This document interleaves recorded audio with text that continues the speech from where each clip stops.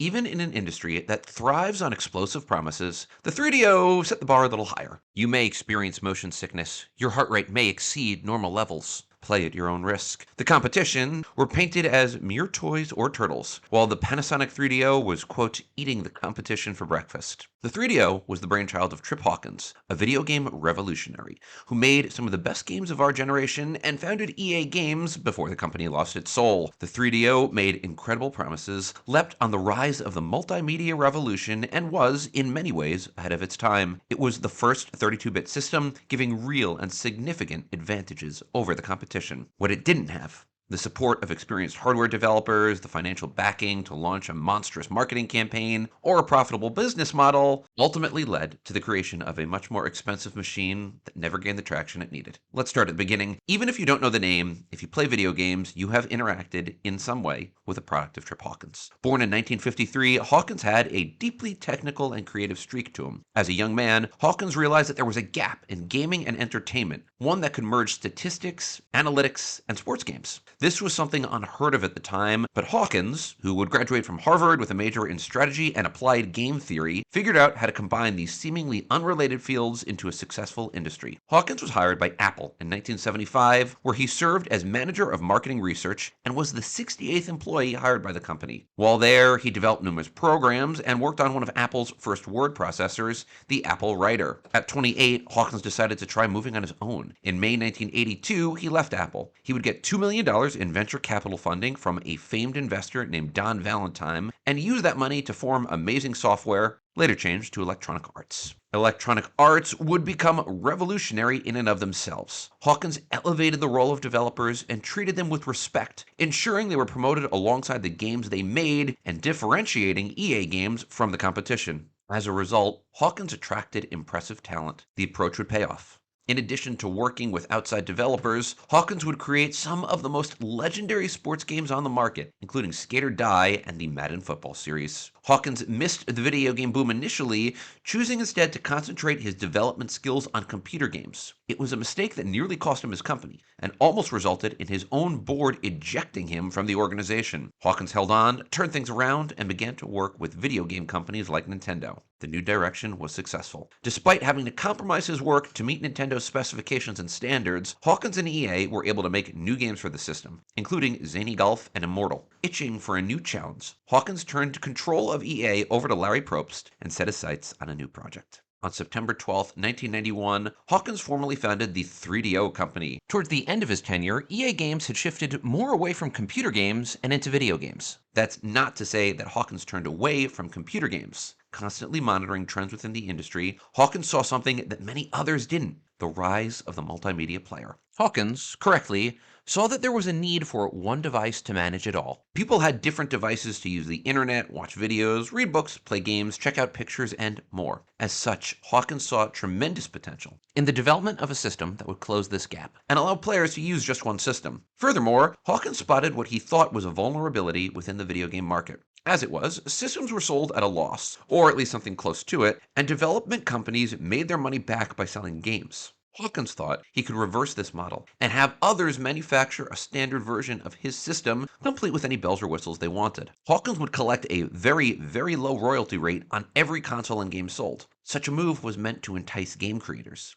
Hawkins also set no limit on the games that a developer could produce, giving him an advantage over licensing agreements with Sega and Nintendo. Enter Dave Needle and R.J. Mickle, two men who would go on to develop the Atari Lynx. Needle and Mickle had been designing a next-generation system before Hawkins began working with them. Hawkins would refer to the two developers as kindred spirits, and noted that their shared passions made them ideal partners. The 3DO was born. The system, which was originally designed on the back of a restaurant napkin, was ultimately built with an ARM60 32-bit CPU. It also came with two custom graphics processors and a math coprocessor, as well as a double-speed CD-ROM, which is capable of generating more than 50 times the processing speed of similarly situated devices. There was no region lockout, and the system performed well when compared with others in the 5th generation. The system also had some bells and whistles that differentiated it from other similar systems. The controllers were very different. Each had a headphone jack with its own volume control. There was only one controller port, but up to 8 controllers could be daisy-chained together, allowing for pretty significant multiplayer play, and the potential to just piss the hell out of your friends by ripping out a controller wire. Furthermore, the operating system could multitask, meaning it could run multiple processes at the same time. Perhaps most interesting is the 2 expansion ports that could be used for memory or modems.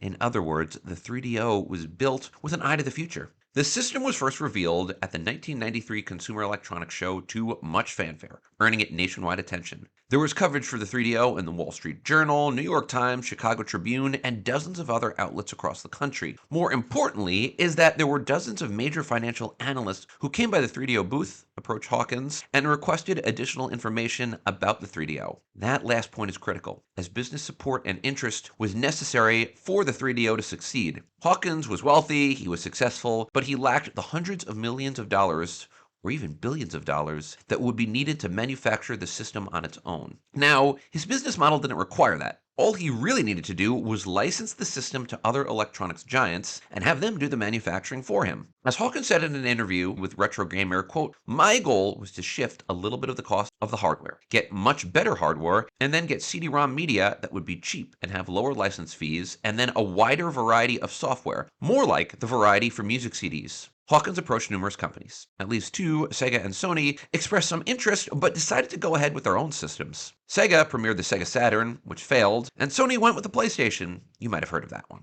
Ultimately, Panasonic was the biggest name that went forward with the 3DO. They created the 2 most well-known 3DO models, the FZ1 and later the FZ10. The FZ1 was the first model commercially available, and what most customers who actually bought the device ultimately wound up with. Other companies, including Gold Star and Sanyo, would later make their own version of the device.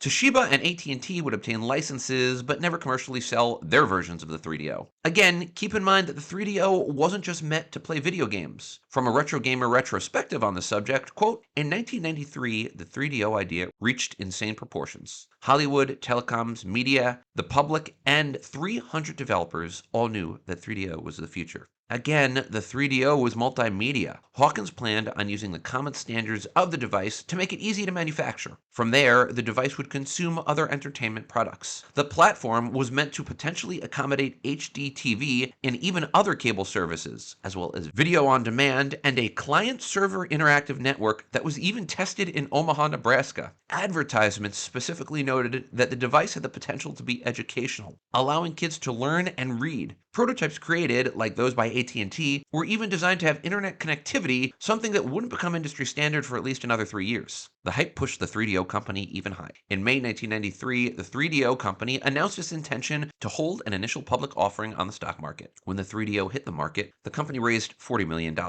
Manufacturing a brand new system is never going to go off without a hitch. Chip manufacturing was delayed, slowing development. Despite this, the system pressed on, making its North American debut in October 1993. One game, Crash and Burn, was packaged with the system. Jurassic Park was meant to launch with the game, but development problems with the system, more on that in a minute, meant that the game wasn't ready for launch. And the problems with the 3DO began right away. Hawkins claimed to have the interest of 300 developers. That was nice. But it was also where, as Steve Jobs put it, a Hawkins-created, quote, reality distortion field began to apply. Nothing close to that number were actually working with the system, and this would become apparent very, very soon. The lack of games was a key issue in the initial failure of the system. Only 10 software titles were available. In addition to Crash and Burn, there were games like Battle Chess, Crime Patrol, and the classic Dragon's Lair. Other games, like Fatty Bear's Birthday Surprise and Shelley Duvall's It's a Bird Life, weren't exactly ideal for the early adapter audience that the 3DO was seeking. The Bird's Life game wasn't even really a game, more of an interactive storybook, which was meant to show the versatility of the 3DO, but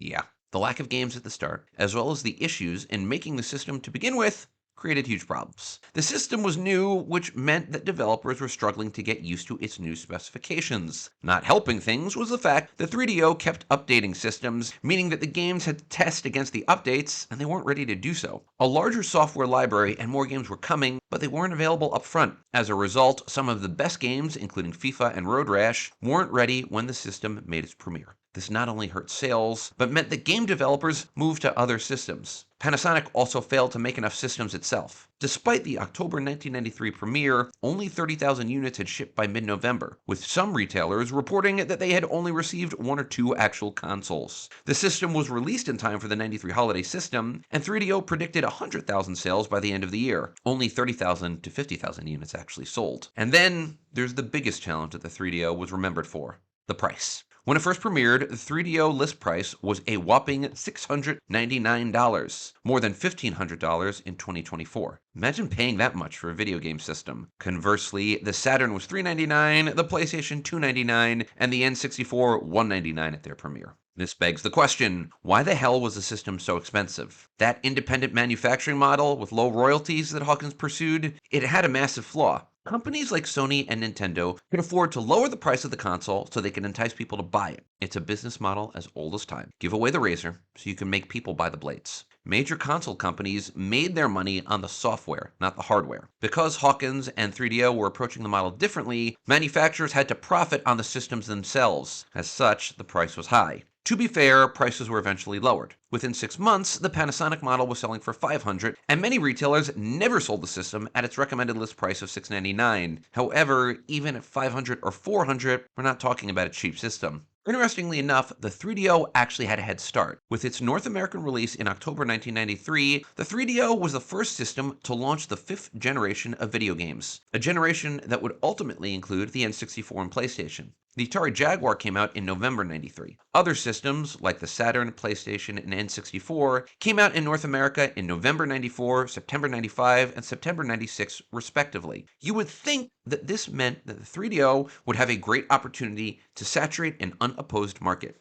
It was not to be. To be clear, unlike other systems that tried to position themselves as alternatives to Nintendo or Sega, the 3DO did have technical advantages, providing graphics that were much more real than any of the others. The system promised more than 1 million colors, Dolby surround sound, FMV capabilities, and more. From a marketing perspective, the print ads were vintage 90s. Loud, brash, and, all caps. They promised great games, incredible graphics, and often linked to a 1-800 number that would allow players to get their hands on the system. 3DO commercials made appearances in major markets and on major networks, often sponsoring shows like The Simpsons and advertising themselves as the most advanced home gaming system in the universe. "What are you playing with?" was the slogan commonly used, and it was meant to emphasize the unique nature of the system. The 3DO used a variety of marketing tactics that are relatively common. They specifically targeted early adopters who would benefit from buying the latest technology. As such, they brought the system to numerous malls in major cities across the US. They also set up in-store kiosks, a strategy first pioneered by Nintendo, and engaged in a massive multimedia campaign. For a brief time, there were even 3DO magazines across the world, including specific editions in Japan, America, and England. The marketing didn't help reviews, which were middling at best. Some reviewers were ecstatic over the product, and you'll notice a theme in some of them. GamePro liked the system, but worried about its potential to be overshadowed by future releases, while also noting, correctly, that there weren't enough games yet to justify the price. Other reviews were more middling. Famicom Tsushin gave the 3DO a score of 26 out of 40. In a 1995 review, 2 years after the system had launched, and long after it appeared to be headed to failure, Next Generation gave its review, noting that the system did, by then, have a large game library, but questioning its ability to compete in the long run. It gave the system 2 out of 5 stars. Some were even meaner. Electronic Gaming Monthly, one of the largest magazines at the time, said that the product was the worst console launch of 1993. Of course, the potential of the device was noted by others as going well beyond your standard video game system. Time said that the Panasonic 3DO Multiplayer was one of 1993's products of the year, citing its jaw-dropping visuals that made the system, quote, one of the main vehicles on the data superhighway. You remember that, the internet superhighway? Anyway. There was hope beyond the hype. The 3DO did have some great games. They took time, but when they came to market, they were sharp and had major advances over what was available at that moment. The best-selling game on the system was Gex, a side-scrolling platformer that features a gecko, who has to travel through the media dimension? Oh, good lord. Look, plot doesn't matter. Gameplay does, and the gameplay was sharp. Honestly, it looks like a grown-up version of Mario, or an early version of Donkey Kong Country. Critics tended to like Gex, with some outlets like All Game and Game Informer giving the game 4 out of 5 stars and a 92% positive rating. The visuals were sharp, Gex was well animated, and it seemed like a solid entry for the system. The problem: It came out in April '95, about 18 months after the system's North American debut, and was sold exclusively for the 3DO for only about 6 months, before being picked up by the PlayStation and Saturn. Other bestsellers for the 3DO included FIFA International Soccer, Crash and Burn, and Super Street Fighter II Turbo. Many of the games leaned heavily on FMV or full motion video. This was hit or miss. FMV is expensive, awkward, and often features less than stellar actors and production values. FMV games came to be synonymous with the system in all their glory?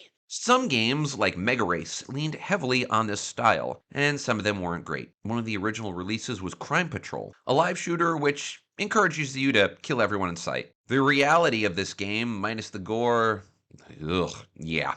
Anyway, the 3DO did not have a robust list of exclusives, and certainly nothing compared with their main competitors, but it did have some solid exclusive games. This included Blade Force, Guardian War, Slam & Jam 95, and a 1994 version of Madden Football that was only released to the system. Hawkins' connections with the industry and a low royalty fee were key in earning developer buy-in. The sports games for the system were particularly highly regarded. Many 3DO games leaned heavily into non-traditional genres, which did fit into Hawkins' model of a multimedia system. This included edutainment, FMV, puzzle games, and more. In the end, 251 games were released in total for the 3DO. This is much better than other alternative systems, like the Atari Jaguar or the Sega 32X, which only made 50 and 40 games. Still, even the good games couldn't stop the inevitable, and the 3DO entered a death spiral. The system was too expensive, and there weren't enough games or additional software to support buying the system.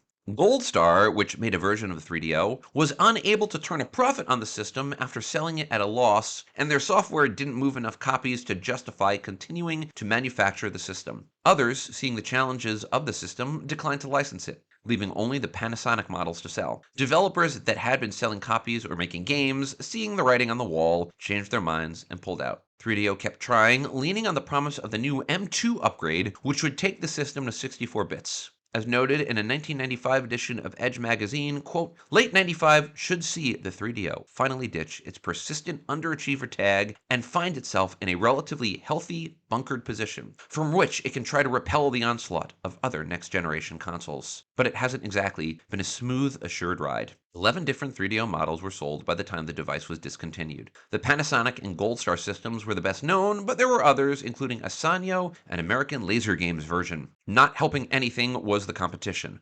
1994 saw the premiere of the Jaguar. 1995 saw the arrival of the Saturn, PlayStation, and N64, meaning that there were 4 systems, all of which were manufactured by better-known brands that were outclassing the 3DO. The system had no chance. Panasonic continued its development on the 3DO M2, but had to drop it in 1997. By the end of '96, the 3DO had discontinued support and manufacturing for the system. The company ultimately sold off the hardware and software to other companies, including Samsung. While the 3DO never gained real traction in the United States or Europe, it was a larger hit in Japan. It launched in March 1994 and had a backorder of 40,000 devices to fill. Consoles were sold cheaper thanks in part to advances in manufacturing that reduced the overall cost of the system. Another 70,000 units were sold at launch, and 750,000 units were ultimately sold in the country. Worldwide, the system sold roughly 2 million units before its 1996 discontinuation. What is undeniable is that the 3DO was way, way ahead of its time. Consider what it promised: a multimedia experience that would center your entire entertainment around one device. Think about how your Xbox or PlayStation impacts your entire entertainment consumption.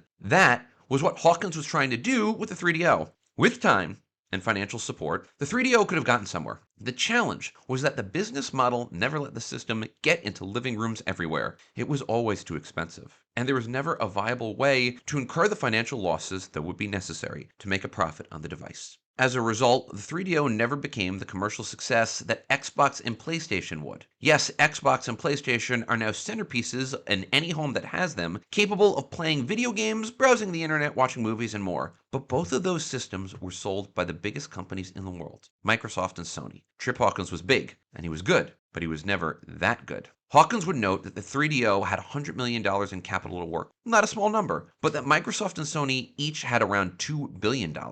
In a 1996 interview with Next Generation, Hawkins would reflect on the reasons for the 3DO's failure and the challenges he faced. Hawkins noted that the 32-bit technology, though good, wasn't good enough. As Hawkins himself said, quote, I overestimated how good the 32-bit technology would be. This became very apparent when other systems, like the PlayStation and N64, made their premieres. Hawkins also correctly realized that there was no way to compete at the price point that he was manufacturing, saying, quote, "If 3DO, Panasonic, and Gold Star wanted to lose as much money as Sega and Sony have lost, we could have sold more machines." Hawkins noted that his company couldn't use a patchwork quilt of other developers to develop software, and that he needed his own financing to control and make products. Said Hawkins, quote, "You've got all your eggs in one basket, and you don't have control of the basket." Finally, Hawkins said that he launched his system prematurely, before enough software was ready. The move was understandable. He had to market himself and was trying to take advantage of a head start, but it was too much, too fast, and the system wasn't ready. It was a solid effort by Hawkins, but it went against the trend of the industry. Still,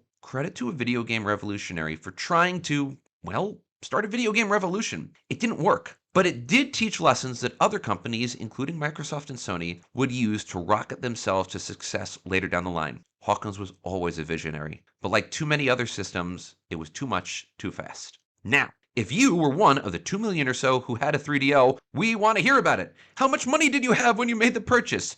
Do you still have that amount of money, and where can I get some? In all seriousness, as always, I do want to hear your stories. Tell us what the 3DO was like in the comments below, and be sure to like and subscribe if you enjoyed this video. As always, we have a ton of gaming content, and please be sure to click on the next video that the almighty YouTube algorithm has selected for you. As always, thank you so much for watching, and I hope you keep doing so. Have a wonderful day out there, friends, and I hope you enjoyed watching this video as much as I liked making it. Take care, everybody.